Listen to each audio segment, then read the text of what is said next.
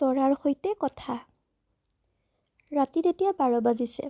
মাকৰ ফটোখন লৈ মলয়াই বাৰান্দাত বহি আছে। আকাশত জোন নাই, খালি অগণন তৰা। মলয়া তৰা এটালৈ চাই ফুচফুচাই ক'লে, মা, তুমি কোনটো তৰা হ'লা অ?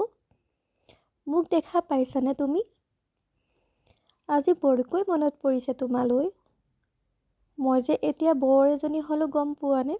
মানুহে কয় মৃত্যুৰ পাছত মা হেনো মানুহ তৰা হয়। যদি সঁচা হয় তেন্তে আহিবানে তুমি এবাৰ? মই বৰ অকলশৰীয়া হৈ পৰিছোঁ অ।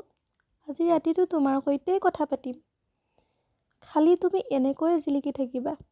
মই বুজি পাম তুমি শুনি আছা বুলি। আহিবানে মা? খালি এবাৰ তৰা হৈ আহিবা দেই। এনেতে আকাশত আটাইতকৈ জিলিকি থকা তৰাটোৱে মিচিকিয়াই উঠিল। মায়ে ক'লে যেন মই ইয়াতেই আছোঁ শুন। Bye bye.